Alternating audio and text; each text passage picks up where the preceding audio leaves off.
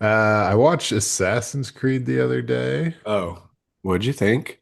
I thought it was a little strange. I thought it was bad. I did Yeah, not like it.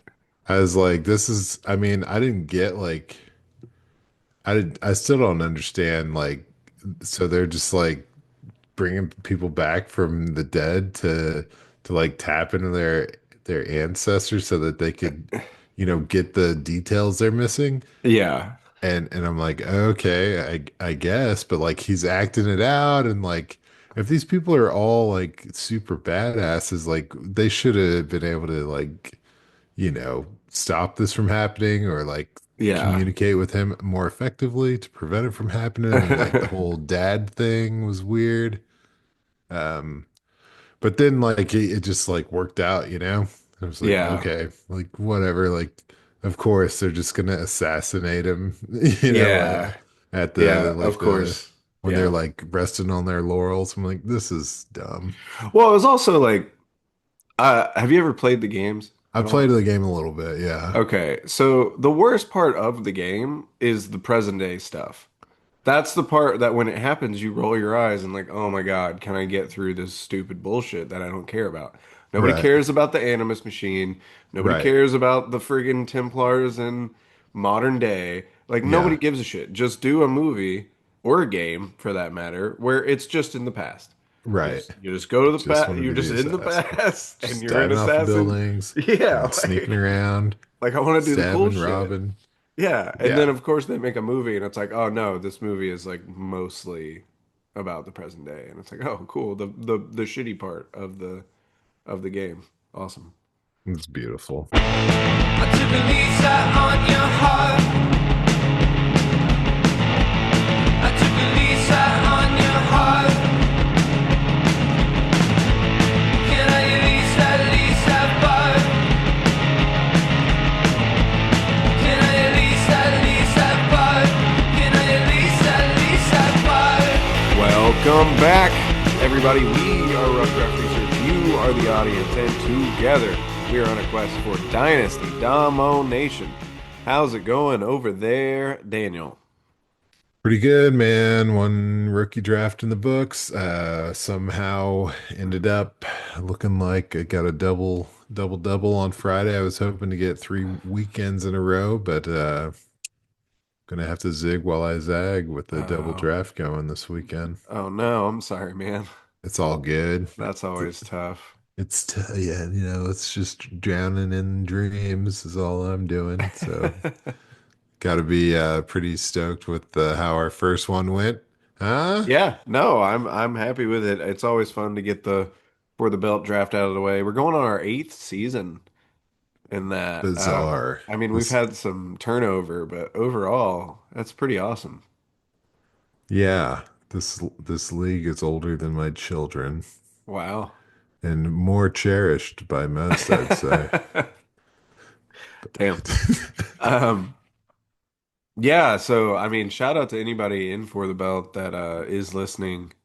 Um, love that league. That's my favorite league by far. And yeah, it's great to get this out of the way. So yeah, we're gonna hit you with basically just a rundown of our draft and how we feel about it, how we feel about all the picks. It is a 3 round, 12 team draft, non-super flex and PPR. We are adding a flex spot soon next year, but as of now, one flex, kind of your standard league setup there. So, anything you want to get into before we kind of hit it?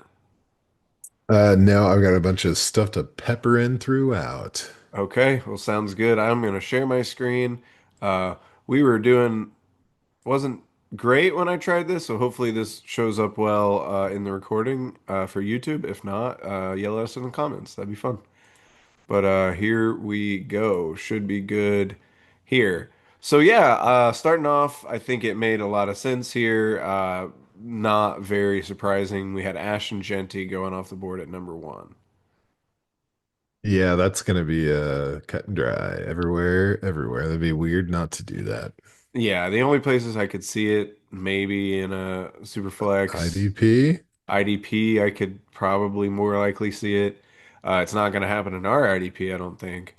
But Whatever. uh, but I could see Travis Hunter going in there. But yeah, I mean, especially this guy Randy is a Raiders fan, so it just made way too much sense for Ashton Genty to go off the board number one. I think it's a slam dunk pick. I mean, you look at his roster down here.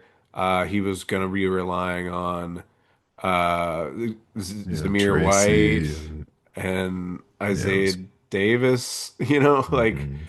Tyrone Tracy. Yeah. So, like, not a lot going on. So, it made perfect sense to go running back there. Why don't you click his face? Boom. Okay. So that was his only back of the draft. Got it. Very So, cool. so then the number two was where it really got interesting. We had Amarion Hampton going number two overall. I guess this is pretty chalky too, Yeah. considering especially this league's love for running backs. And again, you look at this guy's roster, he's got Trey Benson and Javonte Williams and Brian Robinson. Like he needed some juice in the running back room, and Hampton makes all the sense in the world. Should be awesome with the Chargers. I mean, I think about halfway through the season, he'll probably be the starter there over Najee Harris. I don't know if I'm crazy, but Yeah, I mean, this is a guy, these guys were one and two pretty much pre-draft, right? As yeah. far as the running backs go, there weren't very many wide receivers that were contending with them. And so for him to get the landing spot, it kind of ironed out any wrinkles in the expectations. So this makes sense to me. There weren't any like picture perfect, high end wide receivers that got the dream landing spot. Yeah. Debatable, but nothing that would ever, pick on these top two in their status. Yeah, I don't think so either, especially in a league like we have. It's not even a three wide receiver league, so it you don't have to take a reach on one of those guys here. We did have our first wide receiver go off the board at the 1-3, and it was Ted McMillan, not Travis Hunter. Yeah. I like this. I mean, I think Travis Hunter is arguably a better player, and it seems like maybe not even arguably, but it seems like the Jags do want to use him on offense quite a bit. But Ted McMillan is going to absorb a ton of Bryce Young targets this year, presumably. Yeah, I mean, he's got a major launching point as far as, if he can deliver on the goods, then he should be firing on all cylinders. Whereas, Hunter, obviously, we've got everything with Brian Thomas Jr. Um, but bringing those guys up, this is the first kind of deviation from your standard consensus to Yeah. have Tet up here at number three. It's a bit of a jump. He's usually closer to five, so Yeah. I thought it was a sharp move. Ian Yeah. Ian had a pretty good draft overall. certainly did. We'll get into it, but you can see his picks on screen right there. So pretty decent. He had four picks, five picks, five Five picks. picks. Yep. So did a pretty good job starting out with Tet. And then yeah, this is where it did get interesting because anything could have happened from the 1-3 on Right. and setting it off with Tet. And so then I was up next, Hey yo. and I took Trevion Henderson. Now I did think about Travis Hunter. I thought about Judkins. But Mhm. just the explosiveness that Trevion Henderson can offer to the New England offense, I think the New England offense is going to be better than the Browns offense. And I liked him more on tape. I was trying not to let landing spots sway me too much. Not that like something about the Patriots just rubs me the wrong way. I don't know why, but it's not like it was a bad landing spot at all. And maybe it's just because I had Nick Chubb for so long that I kind of liked the Browns as a landing spot for Judkins. But on tape, Henderson was my guy. He was my RB2, honestly. I liked him even more than Hampton on tape. So I thought it made sense. It lined me up. And then as far as like my team needs, I mean, my best running back is down here, Chuba Hubbard. And Nice. then I'm relying on Tajay Spears, still holding out hope for Kendre Miller, Nick Chubb, who's not even on the team. So I needed some running back juice, and you'll see that when we get to my other picks in the first round. But yeah, Trevion Henderson made too much sense to me.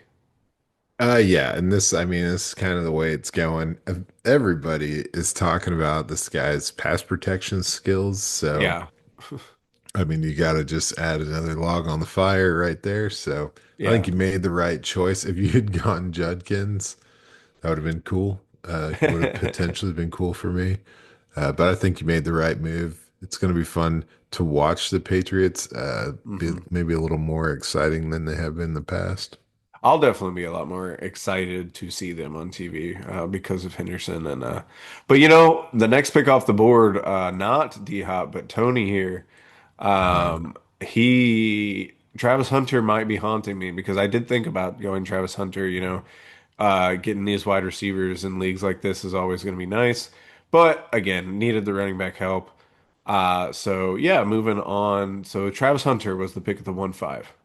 Yeah, I think a lot of people are going to be like, oh, yeah, I don't know. And then, we'll either be like, Travis Hunter's had some great games, or we'll be like, okay, yeah, we are all fools for letting this come and go. But I think that like history and just general drafting strategy probably favors, these higher drafted running backs is pretty good class, and that's why at the 1-6, yours truly, Yep. myself, I went Quinshawn Judkins. I was very happy. For some reason, I was having like, night sweats thinking about the top five picks being running backs, and Yeah. I was shocked when it didn't happen. I would have gone McMillan, in that situation, but. Um, I was pretty happy. This is a cool draft where you can have like, a top eight pick and still be fairly satisfied that Yeah. you're getting a high level prospect. So that was pretty cool, man. And then obviously you got shook from everything that was going on. Cold sweats yourself, huh? Yeah, I mean, just to talk about Judkins real quick, I think people are, I don't know, people are scared of Samson. I don't see that. I see Judkins being the guy in Cleveland fairly shortly.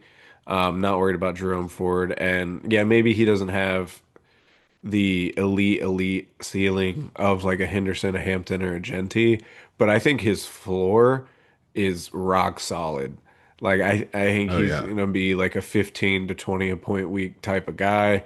sure enough. He is maybe not right away necessarily, but like he's gonna get. We've seen Kevin Stefanski work with these type of running backs that like Nick Chubb got pulled out all the time in passing situations and was still a top 10 back all the time. So I see something like that, and then everyone worried about Sampson. Like he was the same coach that had both Chubb and Kareem Hunt in the top 15 or whatever it was in the top 12 of running backs that one season. So it's not like you can't do it. So I love Judkins. I love that landing spot. So I think you got Yeah, a great one there. And then thank yeah. you. 90 pick gap. I'm gonna just say 90 pick gap on the Samson. I know. We've all lived through the Jamal Williams, Yeah. Aaron Jones days, but I'm giving a little bit of, I'm not worried about it at this point. Yeah, I wouldn't be either. I think you got a good one there. And then yeah, so I actually had the 1-8. Um, and the guy, Titan fan, or Tennessee fan, What? he was sitting at the 1-7, and I wanted to make sure I got my guy Caleb Johnson at the 1-7. So I actually ended up trading. It was just a simple round three swap. I moved from the 3-4 back to the 3-8 and moved up a spot. And I was worried that that was like a waste of a trade, but then I was talking to the guy and he said he was considering Caleb Johnson and between Caleb Johnson and Emeka Buka. So glad I made the move. I would have been upset. I mean, I would have just taken RJ Harvey, and arguably maybe I should have taken RJ Harvey. We'll find out going into this year. I know a lot of people are super excited about Harvey, but I went with my gut again on the tape. And then to be honest, I've said it a lot on this podcast. I'm not a big Sean Payton guy. I thought they were going to be bad. That turned out to not be the case. He obviously has been in the league so long and been so successful for a reason. So I've admitted defeat on the I think he's going to suck train, but I just don't like rooting for the guy. And maybe I pick with my heart too much in Dynasty, but I want to root for teams that I like and root for players that I like and root for, just organizations that I like. So going with Caleb Johnson, a guy that I really, really liked on tape with the Pittsburgh Steelers, a team that I am fond of. So That's what ultimately did it for me. I think Johnson's going to be great. I think Harvey and Johnson are in the same tier. Uh, and I know a lot of people have Harvey really high up because of the Denver landing spot, and I think it's a great landing spot. But I also think Caleb Johnson got a great landing spot in Pittsburgh. I think he fits into their scheme, that zone run scheme, very well. And Mike Tomlin constantly talking about how he is a high volume running back. So I was happy with the way it shook out. Yeah, I mean, personally, I put Caleb Johnson more in a tier with Judkins than Harvey, but that's just Nice. me. Especially now, yeah, the George Pickens is out of the picture. Um, kind of shifts the scales more towards the ground game. Yeah. So I think that yeah, you definitely made yourself a nice little deal there. I assume you weren't too hurt by the four players in the third round that you had to watch go off the board because you moved up that one pick. Heck of a Not really. trade. Yeah. Proud of you. Um, Thanks. but yeah, I think yeah, Caleb Johnson is definitely a good snag right there. Well, awesome. That makes me feel way better. And yeah, I basically rebuilt my running back room. I mean, obviously, this is all in theory. Any of these guys could end up being busts, but now I've got two young guys paired with Chuba moving forward, and that makes me feel pretty good. Now, on to we spent a lot of time on me. We can go on to the next pick here with the Tennessee fan here. That's Clint. He took a Emeka Buka. I think it's an outstanding pick. I think you're gonna have to wait for him to be really a truly like reliable fantasy asset because of just how deep that wide receiver room is in Tampa Bay. But with Baker and with Emeka Buka's talent, and he kind of fits into the Chris Godwin role, in my opinion. Yeah, I mean, it's just a kind of a turnover preemptive move, and Yeah, I think, if it works, then phew, you just kind of say adios to those one of those vets, and I think there's no reason not to be pretty pumped about him, and that draft capital is insane. Top 20 player, third yeah, wide receiver off the board in the NFL draft, so it makes sense to keep him, keeping that order going here, yeah. No, third off the absolutely. board. So Smash pick for sure. heck yeah. And then we had RJ Harvey go off the board, which I mean, I just talked about him a little bit. I can let you talk about him. But yeah, I mean, fitting into a team that threw the third most passes to running backs last season with Sean Payton, and really no, I mean, Jaleel McLaughlin, I'm not worried about. Audric Estime, not worried about. So he should have a pretty clear runway to being the starter there. A little older for a starting or for a rookie running back, but I mean, you're still going to get 4 to 5 years out of him easy. Yeah, we'll have to see how the age factors in. I mean, he's high level production past 2 years and efficiency wise was off the charts. So I think that there's a opportunity for his upside to be hindered a little bit by like Bo Nick's ability to rush the ball in the red zone. Yeah, And I do think Audric Estime is going to have a role on this team. He's going to his second year. Javonte Williams is out. We don't know exactly what the blend will be, but I think I do favor RJ Harvey over Jaleel McLaughlin, like you're saying. So he's got the potential to be, a workhorse, but um, I just I don't know how much faith I have in this Denver offense to produce fantasy superstars, especially the way their defense looks. mm, They might just keep it cap on other teams rather than, racing to 50 points, like some of these other offenses like to do. So there's a little bit of that worrying me, but I loved Harvey big time coming out of UCF. So I'm going to have to figure out how to get a piece of the action on him. yeah, no, absolutely. I mean, he's somebody that, like I said, if I hadn't traded back and Caleb Johnson had gone, I would have just taken Harvey. It was a pick your poison moment for me, and mine was Johnson, but I could be looking at that kicking myself pretty early, I think.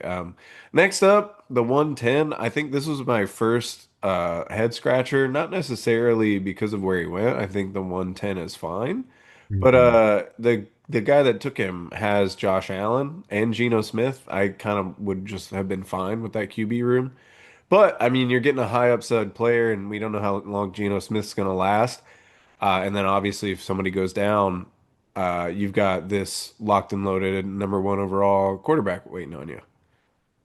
Yeah, good for him for sure. I mean, I guess everybody looks at it differently, but it could be something that he leverages in the future, Yeah, having the best quarterback in the class. If he hits, like the top guys from the past couple of years have hit, then he could really be sitting on a little bit of maneuvering ability. We've got some questionable quarterback rooms in this league. Like everyone's got a locked in starter, but there's enough aging talent and kind of just who knows what that yeah, I don't know. He could be jockeying for a position on this one or just doesn't want to risk it. This is the first, well, this is the first kind of major consensus shakeup. He went here at 10. Typically he's going closer to 14. that Keep makes trade cut sense. numbers. So yeah, it's kind of the first big mover on the board. But hey, you got a feeling you got to go with it. Yeah, for sure. I don't think it's a bad pick at all. Just roster construction wise, I think he could have used some different people, or at least I would have gone differently. Yeah. But you Yeah, never I mean, you know. got your big six running backs off the board. He might have probably just been hoping for one of those guys and then was on tilt. I mean, Yeah, that's typically how things go for me. that's fair. All right, next up, we had another wide receiver go off the board in Matthew Golden, fourth wide receiver in the NFL draft, fourth wide receiver off the board here. Obviously, I love the pick. I love Matthew Golden. I think he's amazing. I think he's going to be the guy for Green Bay very shortly. So I think this is pretty good value. I know this is probably right around or a little before where he's going in a lot of these drafts, but yeah, I can't talk enough about Golden, and I'm sure I will annoy the audience to death. And we're still here for it, man. He definitely, I mean, at first you think of a crowded wide receiver room when you think of Green Bay just because of the way the inconsistent target share and kind of pop weeks and how it goes as far as everyone gets a piece here and there in the red zone.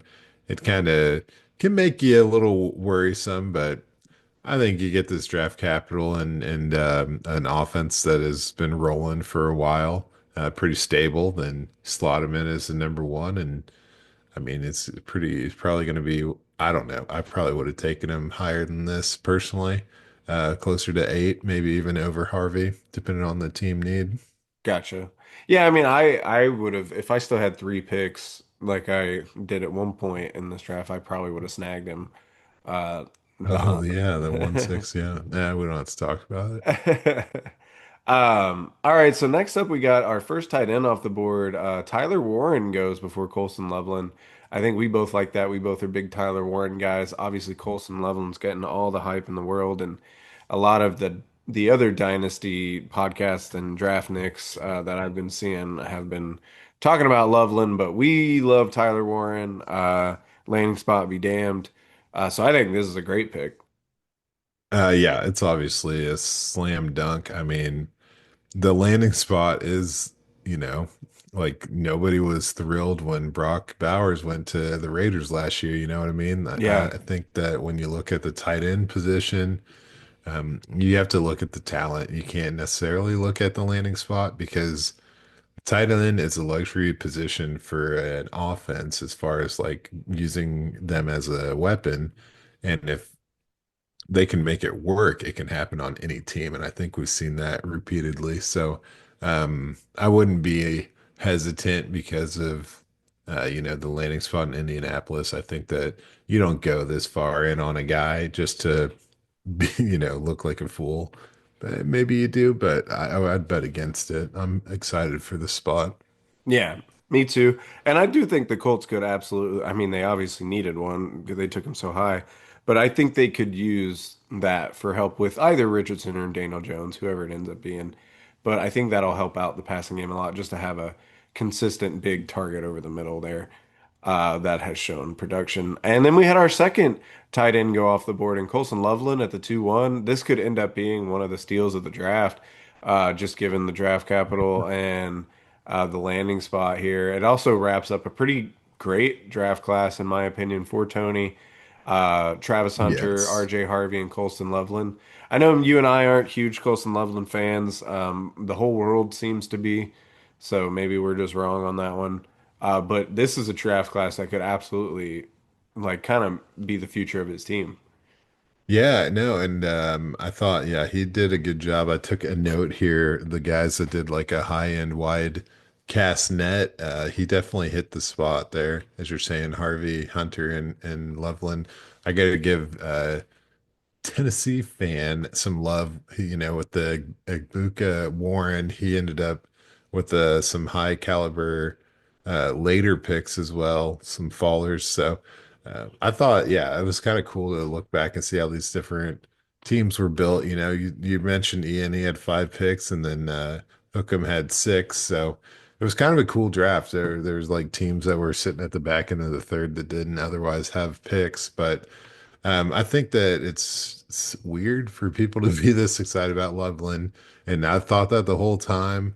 But now with the Chicago landing spot, unless Cole Kmet is ushered out of the room, we're already talking about 5 high-end, competent pass catchers with a traditional receiving style running back in the mix as well. So I don't know how exactly you can project that much use here, but I'm all for it. But I will take this moment to kind of reflect on the draft so far as we've finished round one. Mentioned we had 4 wide receivers, 6 running backs, and then 1 quarterback, 1 tight end through the first round. And I just want to talk about the draft as a whole.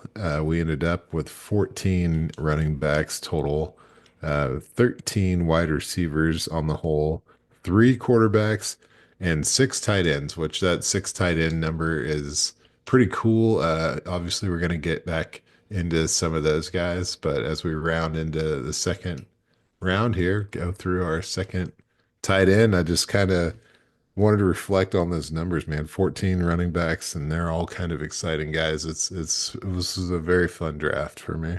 Yeah, no, absolutely. This was a super fun draft. It was one of the more entertaining ones and less chalky than we've had.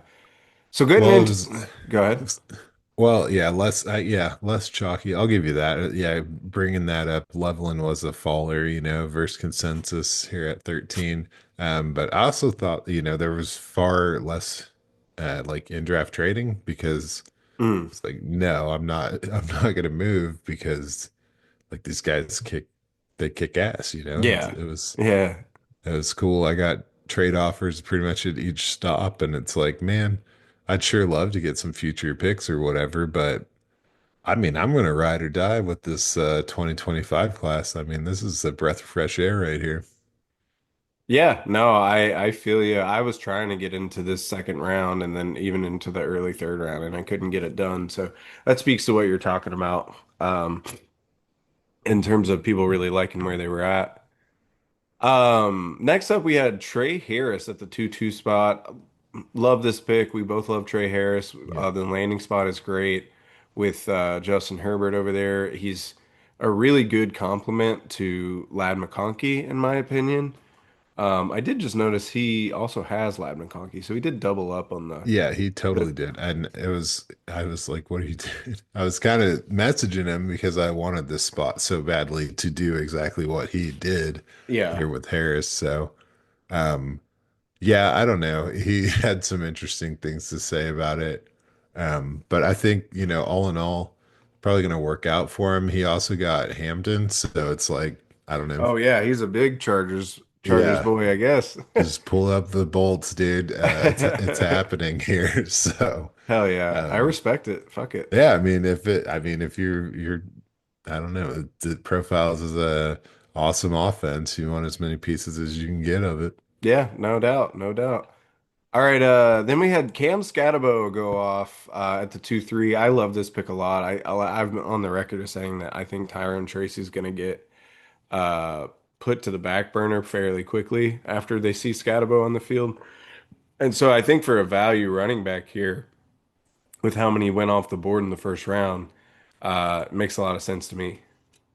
Yeah, I'm with you, man. It kind of reminds me of the Antonio Gibson Mm, draft pick, it was like you kind of just had to take a leap of faith on it. But hopefully Scatterboot can, not only hit the ground running, but continue to be successful throughout his career. yeah, But I think, yeah, this is going to be one of those.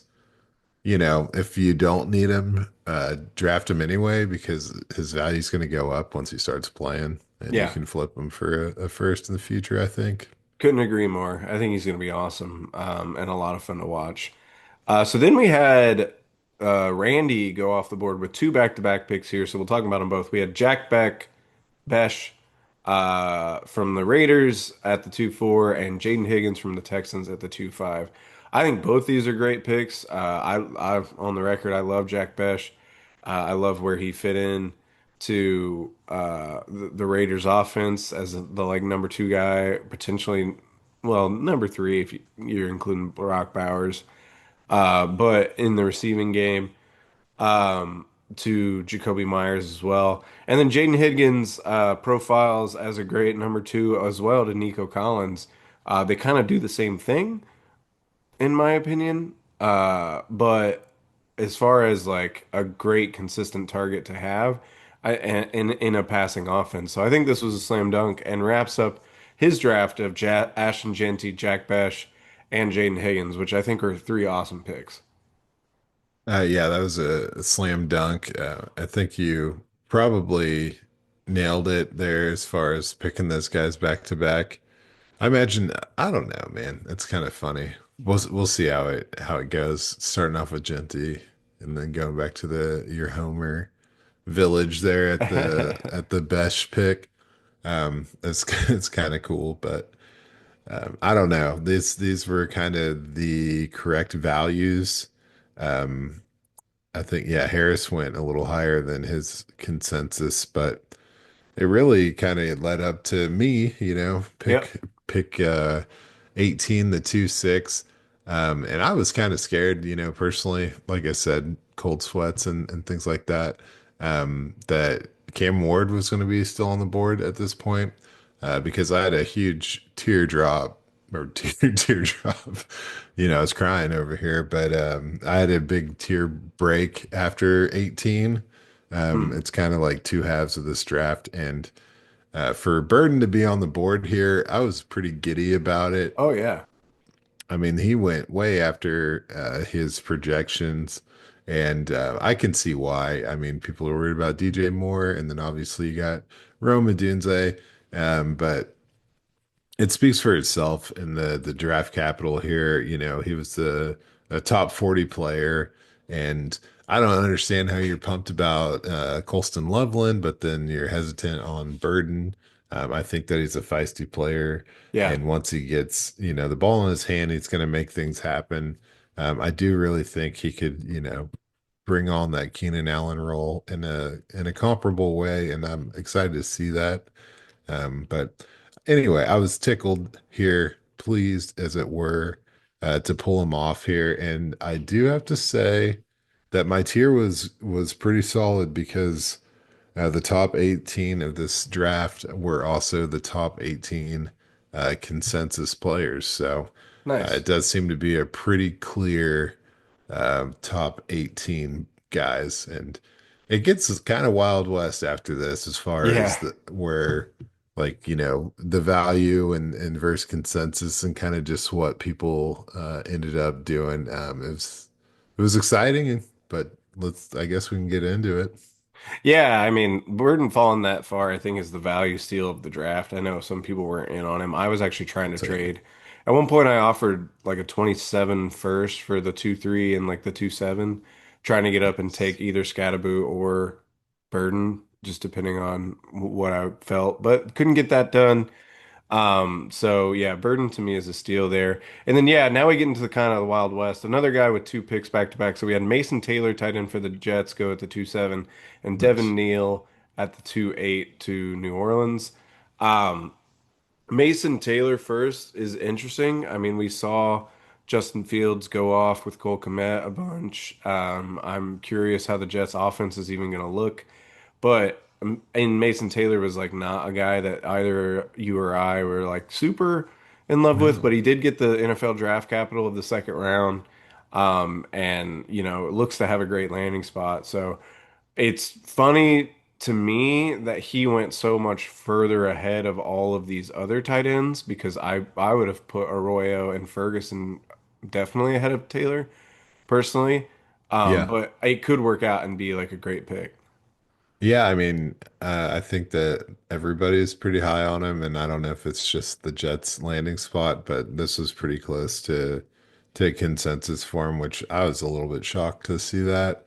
Yeah. But yeah, this is a player that I'm not going to be sad missing out on. Like you said, who knows how the Jets offense is going to shake out. Hmm. They are a bit like the Colts in their never-ending search for a tight end, Yeah. but it's a lot less excitement here some 8 picks later than Warren and Loveland. So I was Yeah, for surprised to see sure. him go that high. Massive teardrop. And then the Devin Neal pick, um, Love it. I don't Ian's a KU fan.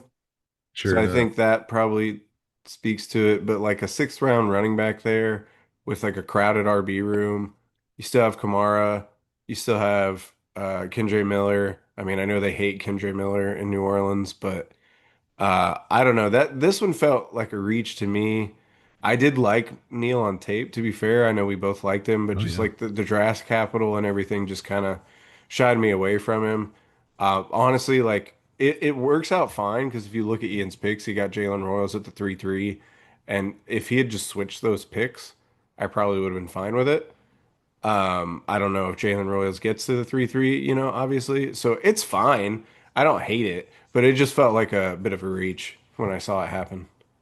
Yeah, it's 7 spots above the keep trade cut number. He was going off at 27 or the 3-3 like you're just saying. So yeah, I guess we'll find out if Kamara starts to fall off. I think Neil could have a huge little career in New Orleans with very limited competition, huh? Huh? Mm, No yeah. offense, Mr. Miller, but I think a fresh name, a fresh game. I think Neil's gonna probably rise pretty high on that depth chart.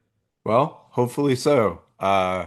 Next, we had Jaden Blue go off. This makes sense. A running back who does not have a lot of competition in front of him.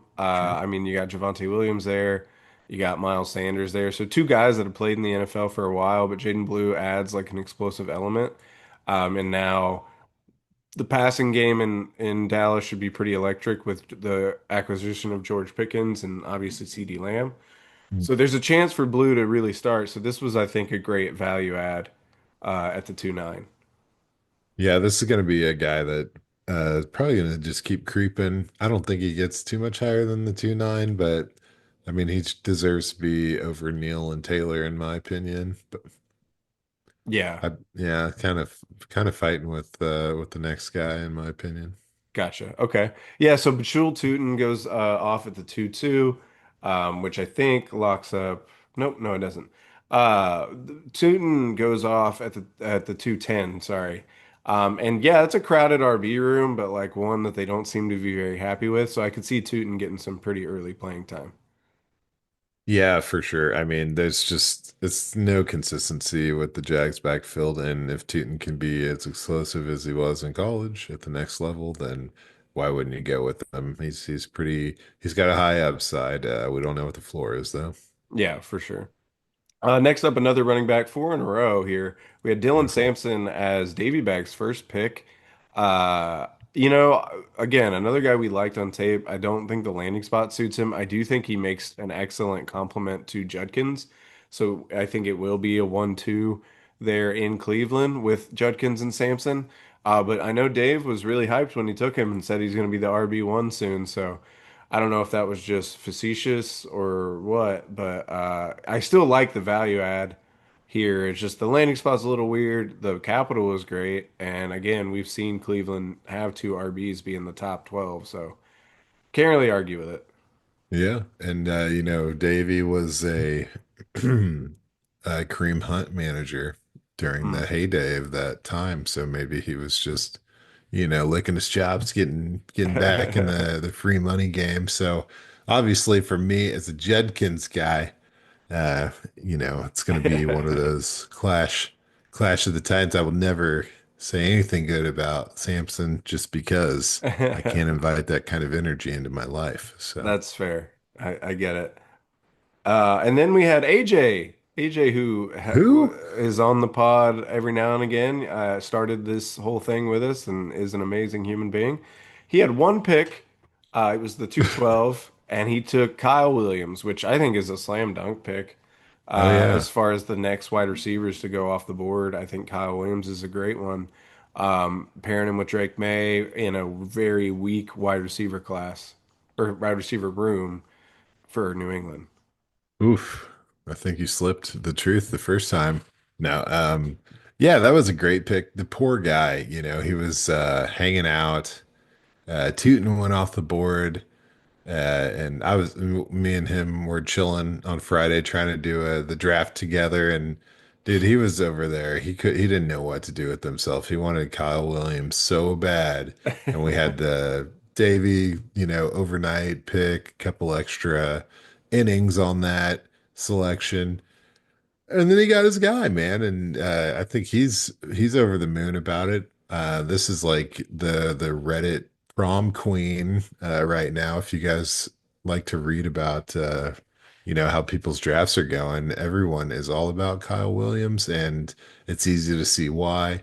Everybody was kind of getting excited about the pair of wide receivers New England took last year, and that didn't really pan out. So it's really anybody's game over there, but Kyle Williams put down some feisty work with Washington State. So let's see if he can keep that up. He could easily be a big player for the Patriots.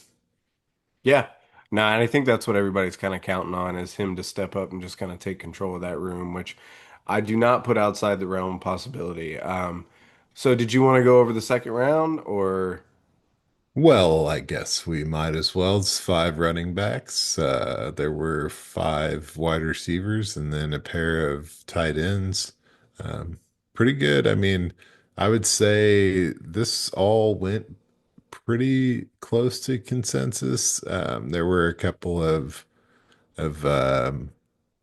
big step ups with Neil, and then Kyle Williams for some reason is still like keep trade cut, and a lot of rankings have him very low. huh? Uh, it's kind of strange. He's 33 on keep trade cut.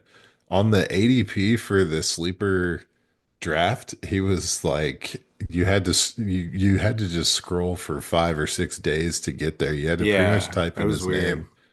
So I don't know what's going on with him. If it's like a hacking, like someone hacked Sleeper to try to get more shares of him or something. But yeah, I don't know. Pretty solid second round. There's going to be a lot of playmakers in there.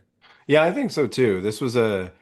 I thought this was the year. I did it last year, and I don't think it was a very good year to do it. Now that looking back, I had a bunch of second round picks. This would have been the draft to do that in. Oh Uh, but yeah. but we'll see going forward who pops out of the second round. Now, getting into the third round, this is where you really start just taking your guys and flyers on people. So the first guy off the board, Alec Iomanor, the mocap pairs Cam Ward with Iomanor. I like this pick. I like Io Manor. I think he can provide a consistent presence for Cam Ward whenever he starts seeing the field, and it's not like that wide receiver room is crazy either. Oh no, it's wide open, man. I don't know what anyone thinks about Calvin Ridley anymore, but yeah, this is going to be probably the place you want to be. It's kind of surprising that, more people aren't higher on him. Yeah. But I guess when you're, a very late fourth round wide receiver, it doesn't really matter. You go into the Titans where nobody knows exactly what to expect, but he's right there nestled in next to Kyle Williams as the number 32 guy. So he gets a pretty good uh, draft capital bump if you want to factor in the comparison here. Yeah. No, absolutely. I think he is going to surprise some people, even though he went in the fourth. Next up, we had Jarquez Hunter. I think this is one of those secret sleepers of the draft. At the 3-2, I think if Kyron Williams, I saw a stat that he had like only three or something runs of over 15 yards or something like absurdly crazy like that. And we've seen Sean McVay just rotate these guys. I'm not worried about Blake Corum. So I think Jarquez Hunter could be like a sneaky guy. I mean, he's a dart throw, all these guys are, but I liked that pick a lot. Yeah, that's a good pick. And it's risky, not everyone's doing it. This is I'm just going back to the key trade cut. That's where I like to look at their rankings just to see. But he's 43, so this is one of two guys ranked outside the top 36 that we ended up drafting here. So Yeah. that's a bold move, kind of thing you can do when you've got six picks. Yeah. So feels good. Feels like he's gonna be happy that he's got this guy on his bench. So good call. I think so too. I thought it was a smart move. Moving on, we got Jalen Royals. Like I already said with Ian, had he taken him at the 2A and Devin Neal here, it would have made more sense to me, but he got them both anyway. And I think Jalen Royals is a guy who really could shine in Kansas City. Oh yeah. I mean, I'm kind of and this is going to sound like what a crazy person would say, but I was totally ready to go him or Kyle Williams at the 2-6 if my top 17 guys, and I was staring at Ward right there. So obviously a little bit jealous. You can't really do that big of a reach in these situations, but looking back, one of these days I might just wonder if I shouldn't have just, followed my heart. But as a KC fan and we know, the Rice situation coming off the injury. Who knows? Maybe, the magic timeline of NFL punishment has elapsed. It's kind of a weird situation sometimes when you look at the timelines on those kinds of things. But there's gonna be opportunities for him to get on the field, and they say it's a complicated offense to get up to speed with, but he's a big time playmaker and kind of guy you could just get the ball to and let the rest happen. Yeah. Yeah, no, I mean, he creates so much after the catch. And, I think they could really use something like that with Travis Kelce dying down in his career. And then obviously, like you said, Rice is a question mark as far as maybe he gets suspended, maybe he doesn't, maybe the injury hurts him more, whatever, yada, yada. But I think Royals at worst is a great three with Patrick Mahomes, which you can't really argue for that against that. So his Ian's draft class ends up being Tet McMillan, Cam Scattaboo, Mason Taylor, Devin Neal, and Jalen Royals. I think it's really solid. Maybe not the highest upside of any of the classes, but like really, really solid picks that all have a decent floor. Yeah, he could end up with at least three, maybe five starters eventually. Yeah. Excuse me. Sorry, everyone. Then we had Tennessee fan Clint. He took Pat Bryant off the board. I know a guy you liked. Landed Yeah. in Denver. Made a lot of sense as far as Denver is concerned. And for Clint, I think it's a solid pick. Again, maybe not the highest upside guy, but could be consistent. Yeah, I mean, this is another one of those things where you just gotta follow the capital, right? He was 74th overall in the NFL draft, and then you gotta look at the competition. He's got only Cortland Sutton to deal with, and then you gotta look at the system. Bo Nix is, obviously coming off of a surprisingly well crafted rookie season. So if he can get in there, I mean, there's no reason he couldn't be on the field, as with the starters. So if that works out, it's pretty impressive. this was the second guy out of the draft joining Jarquez to be outside the top 36 that ended up getting drafted. Oh So wow. that's a very surprising, but he's at 38 on the keep trade cut. Wow. And that gives Clint a draft class of Emeka Ibuka, Tyler Warren, Bashul Tootin, and Pat Bryant. Again, another really solid. Really love the first two picks. Obviously, the other two guys are basically dart throws. But I mean, you've It's a got nice, solid capital with those first two guys, and then you never know with the other two. yeah, highlighting all the positions except for quarterback with potential starters. Pretty solid move. Yeah, for sure. All right, and then like you said, Hookem, he had six picks, and this was his last one. Tight end Elijah Arroyo. I think this is great value. Seattle is going to use him a lot, in my opinion, as long as he is healthy. And has his class be Amarian Hampton, Matthew Golden, Trey Harris, Jaden Blue, Jarquez Hunter, and Elijah Arroyo, which I think is a really, really solid draft. I mean, it's easier to have a great draft when you have six picks. But still, Yeah, I mean, that's, yeah. Yes. Having six picks, having 1/6 of all the picks, it's a pretty smooth technique, man. So, yeah, I like the, I mean, obviously, I like the way he drafted. I was kind of bugging him throughout, trying to get a few of these picks, but I think that he had a plan and he stuck with it, and looks pretty clean to me. yeah, executed super well. So then we had your last pick of the draft, Hey, it's me again. RDR favorite, RDR tournament superstar, and Jalen Knoll. Uh, Yeah, I had nothing to do with that. I don't know how he did so well in the tournament, but I'll take it 100%. So, yeah, keep trade cut. Here we go again. They have him at 20. So, for me to get him 10 spots later at 30, it's kind of just, I mean, I thought it was kind of silly. I guess maybe I'm missing something. I understand that you may have to wait a year, mhm. but this guy was explosive, absolutely unreal on the field for Iowa State. And if he brings any of that kind of just chaos and deep ball skills to this team, dude, I mean, he's just going to be on the field kicking ass. I think in a couple of years, you look back and they've set up a, long-term solution in that wide receiver room, and he's a big part of it. I don't think he's going to be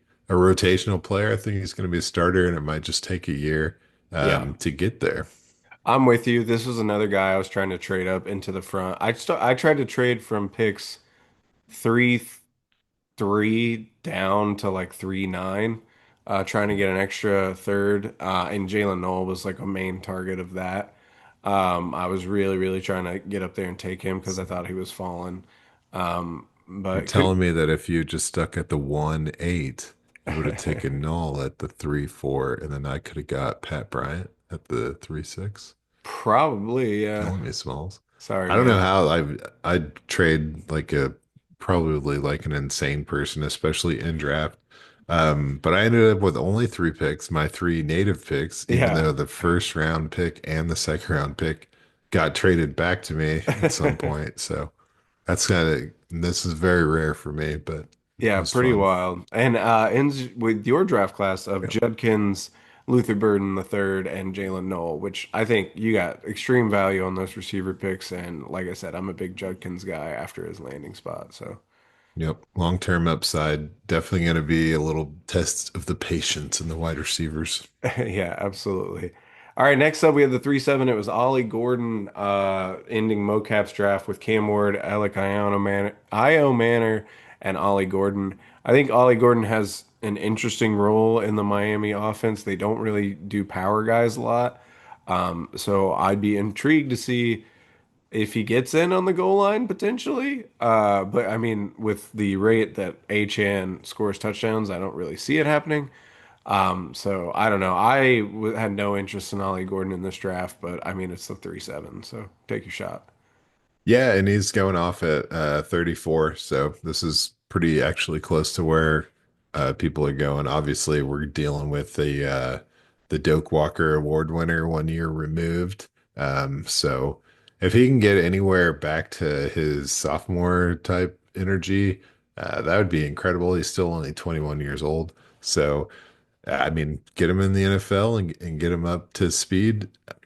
If he plays his best ball for Miami, then it's probably going to be someone we hear about in the future. Yeah, I wouldn't shock me that hard, but it just the tape last year for me for Ollie No, Gordon yeah, there's was.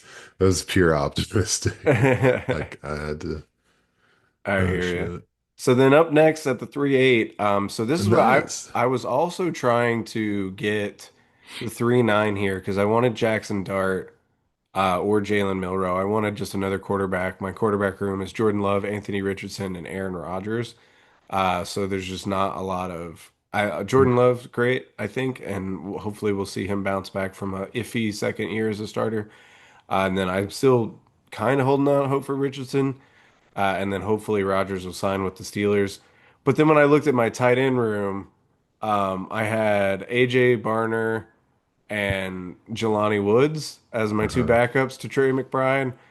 So when I couldn't get the deal done, I had to look at my roster and say, okay, what do I really need more, a backup quarterback or a backup tight end? I ended up choosing the backup tight end, and I went with Terrence Ferguson. I love the landing spot with Sean McVay and Matthew Stafford. I think he could play early. So that's where I ended up going, and it rounded out my class with Trevion Henderson, Caleb Johnson, and Terrence Ferguson. Yeah, that's I really actually struggled big time. I had Ferguson pretty much lined out for the 3-6 and then not expecting Noel to be there. So lucky you. But I heard what you said that basically you should have just gone Cam Ward in the first. So game recognized game. But nice draft, dude. Seriously. Thanks. I'm fairly happy with it, only having three picks for sure. Next up, we had Lance with his first two and only two picks. Harold Fannin Jr., Cleveland tight end, and Jackson Dart, obviously to the Giants. I like Dart. He has rushing upside that I think people are sleeping on. I think it was kind of crazy he fell to the 310. I know it's a single QB league, and I think people are just already checking the box saying that he's not going to be any good, and maybe he won't. But I do like him more than apparently some people. And then Fannin, I think, has potential. He's definitely just a pure receiving threat at tight end. But I could see, you got to wait for Njoku to get out of the way. But I think he could have a role there. Yeah, I think that if you look at the wide receiver room and you think of, Isaiah likely having to wait behind Mark Andrews, and you think about the potential of using Fannin as a slot receiver because he was, the leading receiver in all of college football last year. Um, it's not that big of a stretch, you know what I mean? Uh-huh. So I think that Cleveland doesn't have enough pass catchers to keep him off the field. Njoku obviously plays that traditional role and is a red zone monster. But I think rotational, we've heard, there's been like who's the Colt Harrison Bryant. Mm.